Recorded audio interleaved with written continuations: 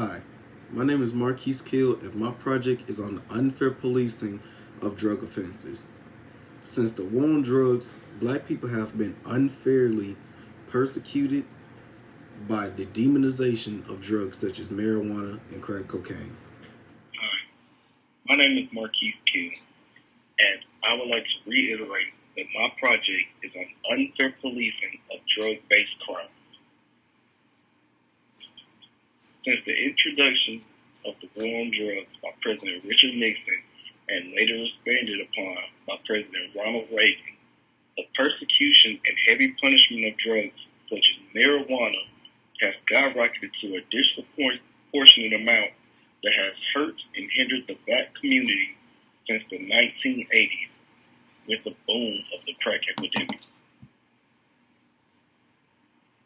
The war on drugs is a phrase used to commonly refer to the government-led initiative that aimed to stop illegal drug usage, distribution, and trade by dramatically increasing prison sentences for both drug dealers and users.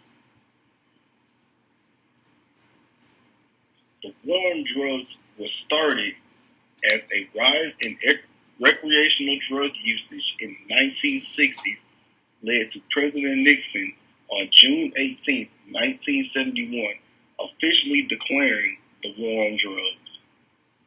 He stated that drug abuse was public enemy number one. And with the beginning of Ronald Reagan's presidency, Reagan later expanded those policies set in place by Nixon, causing the incarceration rate to further skyrocket. The expansion of President Nixon's policies saw increases in nonviolent drug offenses from 1980 to 1997 by well over 800%, going from around 50,000 incarcerated to over 400,000. The war on drugs increased the minimum sentence anyone charged with any type of drug offense that occurred. The minimum sentence for possession of 5 grams of crack was 5 years in prison, while 500 grams of cocaine received the same sentence. The statistics show that 80% of crack users were black, while cocaine was predominantly used by the Caucasian community. With the crack epidemic dying down compared to the times of the 80s and the early 90s, the next drug that was persecuted as harshly was marijuana. Going back to the year 2000, there were 248,000 arrests made that were cocaine-related drug offenses, while in that same time, there were around 2.6 million arrests that were marijuana-related offenses.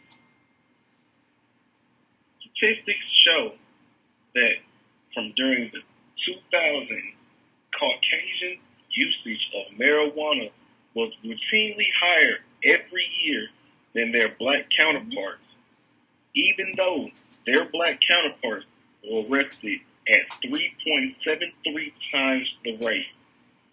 In states such as Iowa and Illinois, blacks were arrested 7 to 9 times more for possession of marijuana. Almost 50% of drug arrests made in the 2010s were marijuana-related arrests, which were predominantly black offenders. A report taken in Albany, New York from July 9th of 2019 to July 9th of 2020 showed that almost 97% of the time anyone arrested or ticketed for marijuana were black, although the usage rate for Caucasians and black in that area were roughly the same. doing my research, I expect to see how many people have either used the drug, the amount of people who have been arrested because of drug usage or possession, and the amount of people who have had family members arrested for marijuana or any type of drug usage.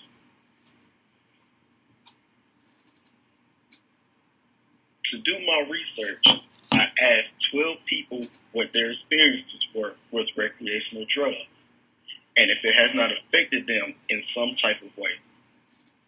The group I asked included coworkers at my job, Home Depot, fellow students from Fort Valley, a couple of friends from Hampton, Georgia, Atlanta, Georgia, and Sandy Springs, Georgia. The age group tested ranged from 21 to 62 years old and included Black Americans, Caucasian Americans, Asian Americans, and Latino American participants. The demographic I interviewed included 6 Black Americans, 3 Caucasian Americans, 1 Asian American, and 2 Latino Americans. I approached each participant with the intent to ask them a series of questions which they all agreed to. They were all read the questions beforehand to see if they were okay with the line of questions which they agreed to. I asked a series of 4 questions to 12 participants and recorded their answers and made charts based upon their answers in columns of race to show their experiences with the drug and police interaction, who have done what was asked and answered yes to these questions. Again, I asked each participant 4 questions, and those questions are as follows. Have you ever used any form of drug? Have you ever been detained by the police? Has a family member been arrested for drug usage or solicitation? And if you've been arrested for drug usage or drug paraphernalia, how do you feel you were sentenced? Was it fair, or do you think it was unfair, and why? The results from the first question are shown in the graph. 5 Black people said yes, they had used a form of drug, more commonly marijuana. 2 of my Caucasian coworkers said yes, they had. One Asian American said yes, they had, and one of the 2 Latino Americans said yes, they had.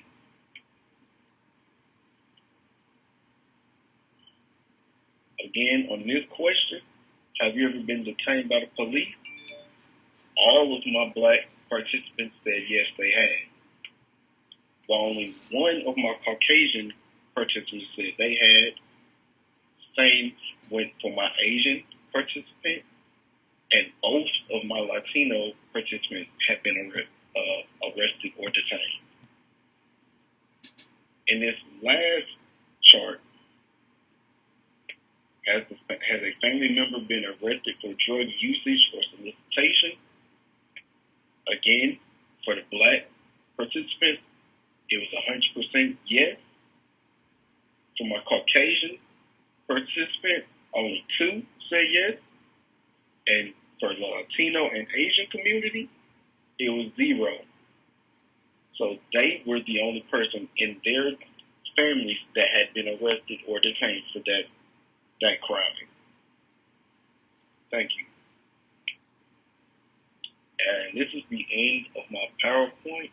And these are the sources I used during my PowerPoint on some of the facts and stuff I found while doing research for this PowerPoint. Thank you.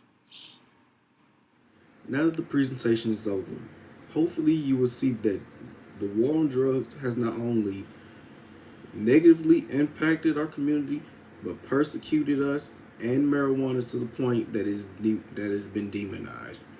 Hopefully research like this will be continued to show that the persecution of marijuana, crack cocaine, and those type drugs that are considered predominantly black have done nothing but hurt us and persecute us all across this country.